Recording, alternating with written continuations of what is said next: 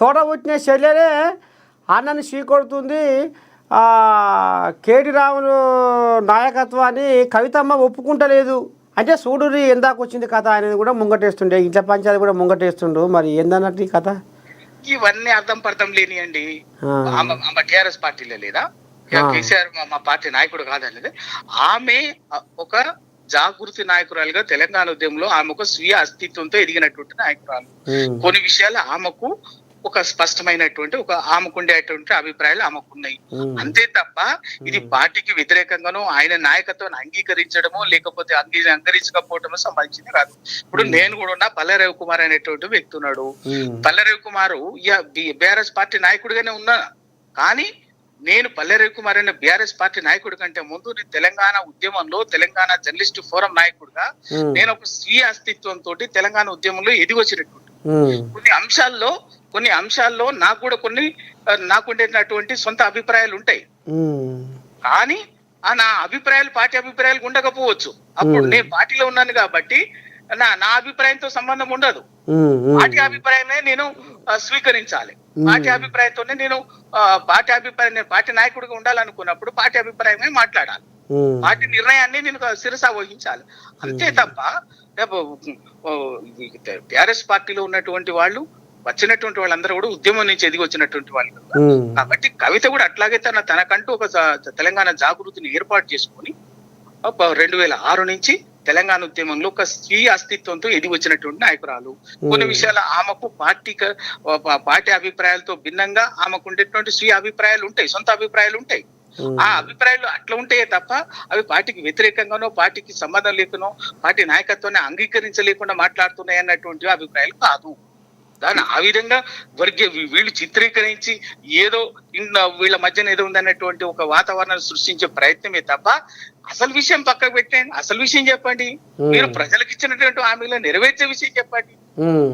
ఆ ప్రయత్నం చేయకుండా రైతులకు ఇచ్చిన మాట ఏమైంది, విద్యార్థులకు ఇచ్చినటువంటి మాట ఏమైంది, బీసీలకు ఇస్తున్నటువంటి హామీ ఏంది, తర్వాత ఎస్సీలకు ఇచ్చినటువంటి దళిత బంధు ఏమైంది, రైతు డిక్లరేషన్ ఏమైంది, ఆదివాసీ డిక్లరేషన్ ఏమైంది, మైనార్టీ డిక్లరేషన్ ఏమైంది, మహిళా డిక్లరేషన్ ఏమైంది. ఇట్లా ప్రజలకి రకరకాల పేర్ల మీద ఎన్నికల ముందు ఇచ్చినటువంటి 420 హామీలని అమలు చేసే పని చెయ్యండి. ఆ పని చేయకుండా మీరు సందర్భం వచ్చినప్పుడల్లా ఏదైనా ఒక మేజర్ ఇష్యూ రాగానే ఏదో కేటీఆర్ మీద ఏదో ఒకటి నిందాపూర్వకంగా ఓ ప్రచారాన్ని మొదలుపెట్టి ఆ సందర్భానికి ఆ సబ్జెక్ట్ డైవర్ట్. ఇవాళ జరుగుతున్నది ఏంటంటే 2 విషయాలు జరుగుతున్నది. ఒకటి, బంకచర్లలో ఢిల్లీలో రేవంత్ రెడ్డి దొంగతనం బయటపడ్డది. రేవంత్ రెడ్డి గారు దొంగతనం బయట ఏది మరి అది అంటే ఇప్పుడు ఇంకా బంకచర్ల మీద అసలు చర్చకే రాలేదు. ఆ ఊసే మేము మాట్లాడలేదు అనుకొస్తురుగా మరి. అక్కడే కదా మోసం, ఆ మోసం కాక అక్కడే కదా తేలిపోయింది. దొంగతనం అక్కడే బయటపడింది కదా. ఇంకా అందాక రాలేదు, పెండింగ్ సమస్యల వేరే నడుస్తుంది కదా అనుకొస్తుండు. కేంద్ర జలశక్తి మంత్రిత్వ శాఖ దగ్గర 2 ముఖ్యమంత్రులు కూర్చున్నారు.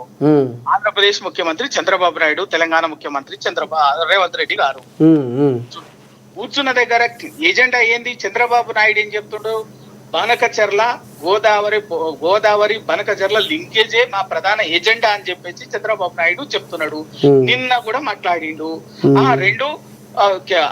మీటింగ్ అయిపోయిన తర్వాత ఆంధ్రప్రదేశ్ నీటిపారుదల శాఖ మంత్రి రామానాయుడు కూడా ఆ విషయం చాలా స్పష్టంగా చెప్పిండు. బంకచర్ల మీద చర్చించిన మేము బంకచర్లకు సంబంధించింది మా ఎజెండాగా ప్రతిపాదించినాం. కృష్ణా ప్రాజెక్టుల మీద తెలంగాణ ముఖ్యమంత్రి ఎజెండాగా ప్రతిపాదించాడు. ఈ 2 విషయాలను చర్చించడానికి ఓ కమిటీ వేసుకుంటున్నాం అధికారులతో అని చెప్పిండు. అంతే కదా. మరి మన తెలంగాణ ముఖ్యమంత్రి రేవంత్ రెడ్డి గారు ఏం చెప్పిండు ప్రెస్ మీట్ లో? అసలు బంకచర్ల చర్చనే రాలేదు, అది సబ్జెక్టే కాదు. అటువంటి అప్పుడు దాని గురించి మాట్లాడేది ముందే చెప్పుకున్నా. ఎవరిని మోసం చేస్తున్నట్టు? తెలంగాణ ప్రజల్ని రేవంత్ రెడ్డి మోసం చేస్తున్నట్టు కదా. 2, కేంద్ర మంత్రిత్వ శాఖ జలవనరుల శాఖ జలశక్తి మంత్రి దానికి సంబంధించినటువంటి ఎజెండా మీటింగ్ మినిట్స్ ఉన్నది. ఏమైంది?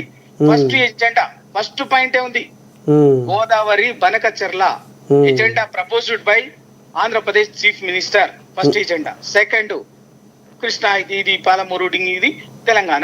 అంటే బనకచర్లకు సంబంధించి ఆంధ్రప్రదేశ్ అంత స్పష్టంగా మాట్లాడుతుంటే మీరు అది ఎజెండానే లేదు, సబ్జెక్టే లేదని చెప్పేసి ఎంతకాలం మోసం చేస్తారు? ఇంతకంటే పెద్ద మోసం ఏమో, ఇది ధరణ మోసం కాదా? ఒకవైపున ఆ మీటింగ్ పెట్టిందే, ఢిల్లీలో మీటింగ్ జరిగిందే వనకచర్లని క్లియర్ చేయటం కోసము. కేంద్రం ఇవాళ ఎవరికి కావాలి? ఇవాళ గోదావరి కావేరి లింకు అన్నది, గోదావరి కావేరి నదుల అనుసంధానం అనేది తెలంగాణ బీజేపీకి కావాలి, నరేంద్ర మోడీ గారికి కావాలి. గోదావరి బనకచర్ల అన్నది చంద్రబాబు నాయుడు గారికి కావాలి, వీళ్ళిద్దరికి కావాలి. ఈ రెండు జరగటం వల్ల నష్టపోతున్నది ఎవరు? తెలంగాణ కదా. శాశ్వతంగా జల సమాధి అవుతుంది కదా తెలంగాణ. మరి ఈ ప్రయోజనాలు కాపాడాల్సినటువంటి ముఖ్యమంత్రి లోపాయి గారికి ఇది జరగలేదని చెప్పేసి వాళ్ళకి సహకరిస్తున్నాడు తప్ప తెలంగాణ హక్కుల కోసం మాట్లాడతలేడు. పైగా మొత్తం అందరి దీని మీద మాట్లాడడం ఇదే ఎజెండా అని చెప్తే అది ఎజెండా లేదు, చర్చనే జరగలేదు అని చెప్పేసి దాటిపెట్టి తెలంగాణ ప్రజల్ని మోసం చేస్తున్నాడు తెలంగాణ ముఖ్యమంత్రి. ఇక్కడ జరుగుతున్నది, ఇక్కడ తెలంగాణలో ఉన్నది కాంగ్రెస్ ప్రభుత్వం కాదు, ముమ్మాటికి ఎన్డీఏ ప్రభుత్వం. రేవంత్ రెడ్డి కాంగ్రెస్ నాయకుడే కావచ్చు, కానీ ఎన్డీఏ ఎజెండాను అమలు చేస్తున్నాడు ఇక్కడ తెలంగాణలో. అది వాస్తవము. ఆ మోసం బయటపడుతుంది కాబట్టి, బయటపడింది ప్రజలకు అర్థమవుతుంది కాబట్టి దాన్ని డైవర్ట్ చేయడం కోసం మళ్ళీ ఏదో మీడియా చిచ్చాట అని కూర్చొని నలుగురు మీడియా మిత్రులను కూర్చోబెట్టుకొని మళ్ళీ ఏదో డ్రగ్స్ కేటీఆర్ ఇది అని చెప్పేసి ఇది మాట్లాడుతున్నాడు. ఇది డైవర్షన్ పాలిటిక్స్ కాకపోతే ఇంకేంటిది? ప్రజలు ఇంకెంతకాలం డైవర్షన్ చేస్తారు? ఎక్కువ కాలం చెయ్యలేరు. ఈ మోసం ఇది. ఈ మోసం తప్పనిసరిగా మేము ఎప్పటికప్పుడు ఎండగడతాం, బయట పెడతాం. దాని గురించి వదిలిపెట్టేది లేదు, దేనికి భయపడేది లేదు. మీరు అది అంటున్నారు కదా, దానికి కేటీఆర్ గారు చాలా స్పష్టంగా చెప్పిండు. రైట్, కూర్చుందాం పదండి, లైట్ డిటెక్టర్ కూర్చుందాం, పెట్టండి, నేను వస్తే ఎక్కడ రమ్మంటే అక్కడికి వస్తా అని చెప్పిండు. కాబట్టి చేయండి, ఎవడొద్దన్నాడు? మిమ్మల్ని ఎవడు ఆపిండు? ఈ ప్రచారాలు ఎందుకు? ఈ అబద్ధ ప్రచారాలు ఎందుకు? ఈ విష ప్రచారాలు ఎందుకు? చేస్తే చేయండి. ఆ లైట్ డిటెక్టర్ పరీక్ష ఆయనే చెప్పిండు. అది పక్కకు పెట్టి సందర్భం వచ్చినప్పుడల్లా తెలంగాణకు మీరు చేస్తున్న మోసం పెద్ద మోసం వల్ల ప్రజలకు అర్థమవుతున్నప్పుడు, బయట మీ బండారం బయటపడుతున్నప్పుడల్లా దాన్ని కప్పిపుచ్చేందుకు డైవర్షన్ కోసము మాట్లాడుతున్నటువంటి వ్యవహారం తప్ప ఇంకేది కాదు. ఆ డైవర్షన్ ని తప్పనిసరిగా ఎదుర్కొంటాం. ఎప్పటికప్పుడు ప్రజలకి సమాధానం చెప్తూ తెలంగాణకు ఒక రక్షణ కవచం లాగా నిలబడతాం. దాన్ని వదిలిపెట్టేది ఏం లేదు. మరి ఇది బీసీ రిజర్వేషన్ మీద మరి వీళ్ళు కాంగ్రెస్ వాళ్ళు ఆర్డినెన్స్ తీసుకొచ్చి ఇది చేస్తుంటే కరెక్టే అంటుంది కానీ మరి కవితమ్మ మీరేమో చట్టబద్ధత రాజ్యాంగ సవరణ మీరే అంటుర్రు, మరి కరెక్టే అని కవితమ్మ అంటుంది. నర్సన్న, నేనేమంటున్నంటే ఆమె అభిప్రాయం ఆమెకున్నది, నేను కాదంటలేదు. మా పార్టీ విధానంగా, టిఆర్ఎస్ పార్టీ విధానంగా ఈ దేశంలో తమిళనాడు అనుభవం ఒకటి ఉన్నది, మహారాష్ట్ర అనుభవం ఒకటి ఉన్నది, కర్ణాటక అనుభవం ఒకటి ఉన్నది, బీహార్ అనుభవం ఒకటి ఉన్నది, మధ్యప్రదేశ్ అనుభవం. అనేక రాష్ట్రాలు బీసీ రిజర్వేషన్లను పెంచుకోవటానికి ప్రయత్నం చేసి ఆర్డినెన్స్లు ఇచ్చి జీవోలు ఇచ్చేస్తే కోర్టులు కొట్టేసినటువంటిది మనకు ఉన్నటువంటి అనుభవం ఉన్నది ఒకటి. విభక్తి దాన్ని ఆ సమస్యలన్నిటినీ అధిగమించి చట్టబద్ధత రాజ్యాంగబద్ధత కల్పించుకున్నటువంటిది ఒకే ఒక రాష్ట్రం ఈ దేశంలో, తమిళనాడు.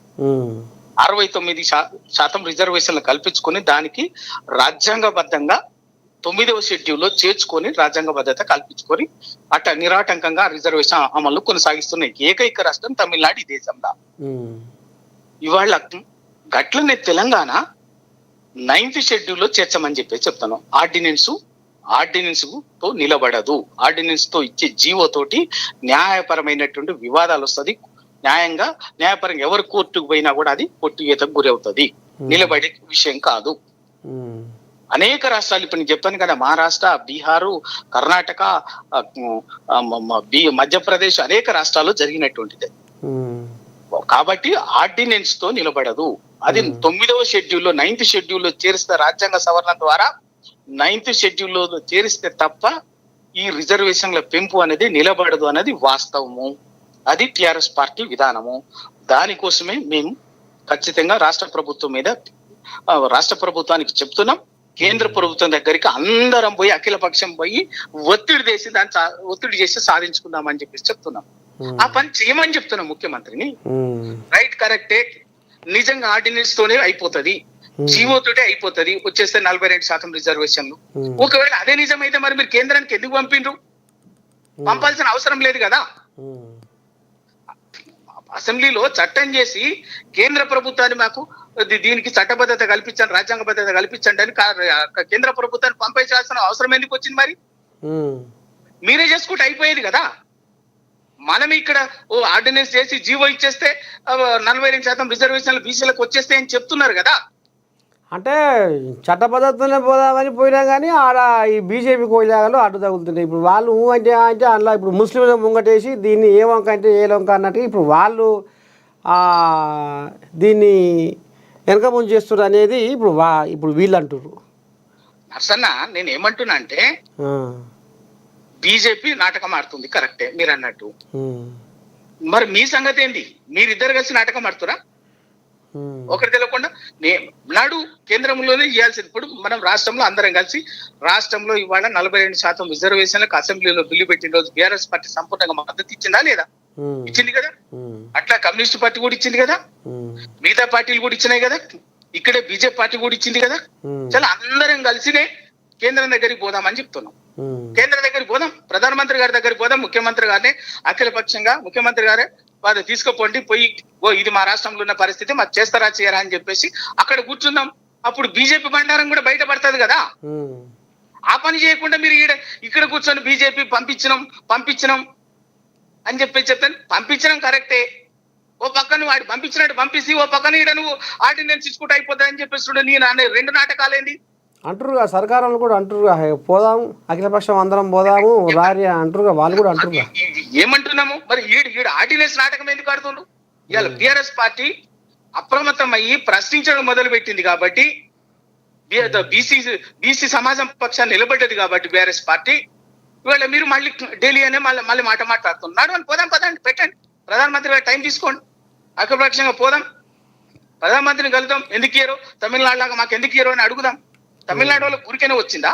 1993లో ఇదే కోర్టు కొట్టేస్తే, కోర్టు న్యాయపరమైన వివాదం వస్తే అప్పటి ముఖ్యమంత్రి జయలలిత గారు అన్ని పార్టీలను తీసుకొని అక్కడ ఢిల్లీకి పోయింది. అప్పటి ప్రధానమంత్రి పివి నరసింహారావు గారు ఉండే. పివి నరసింహారావు గారి దగ్గర కూర్చుంది. ఒక్కటే మా రాష్ట్రంలో ఇది అక్కడ ఉన్నటువంటి పరిస్థితుల్లో 69% రిజర్వేషన్లకు మాకు చట్టబద్ధ రాజ్యాంగ భద్రత కల్పిస్తూ 9th షెడ్యూల్ చేర్చాల్సిందే అని చెప్పేసి చెప్పింది. చేర్చకుండా ఆ ప్రక్రియ మొదలు పెట్టేంత వరకు నేను ముఖ్యమంత్రిగా నేను మా తమిళనాడు కూడా పోను, ఢిల్లీలోనే కూర్చొని మా తమిళనాడు పరిపాలన చేస్తా అని చెప్పింది. భీష్మించుకొని కూర్చుంది అన్ని పార్టీలను తీసుకుపోయి. అప్పుడు ఒత్తిడి పెరగడం తోటి పివి నరసింహారావు గారు, ప్రధానమంత్రి పివి నరసింహ గారు అనివార్యంగా అప్పటికప్పుడే దానికి సంబంధించినటువంటి ప్రక్రియ మొదలు పెట్టిండు. సాధ్యమైంది. 30 ఏళ్లుగా ఆ రాష్ట్రంలో బీసీ 50% రిజర్వేషన్లు, ఇక్కడ 42%. తమిళనాడులో 42% బీసీ, 50% బీసీ రిజర్వేషన్లు ఉన్నాయి. ఎస్సీలకు 18% ఉన్నాయి, ఎస్టీకి 1% ఉన్నది. 69% రిజర్వేషన్లు విజయవంతంగా 32 సంవత్సరాలుగా తమిళనాడు రాష్ట్రంలో నిరాటంకంగా అమలవుతున్నాయి. ఆ పని మనకు ఒక రోల్ మోడల్ ఉన్నది. ఆ రోల్ మోడల్ మనం ఉపయోగించుకుందాం పదండి. ఆ రోల్ మోడల్ ప్రకారంగా తమిళనాడు మాదిరిగా మాకు చేయటానికి చేయండి, మేము కూడా సిద్ధంగా ఉన్నామని చెప్పేసి చెప్తున్నాం. మేము సహకరించడానికి సిద్ధంగా ఉన్నామని చెప్తున్నాం. సెప్టెంబర్ లోపు కావాలని హైకోర్టు చెప్పే, సెప్టెంబర్ లోపు కావాలని నానబెడుతుందని హైకోర్టు చెప్పే. మరి ఇంతలే ఇదంతా చదువుకోవాలంటే మరి అవుతుందా? ఎప్పుడు అసెంబ్లీలో తీర్మానం చేసి చట్టం చేసింది ఎప్పుడు? మార్చిలో. ఇది ఏ నెల? జూలై. 4 నెలలు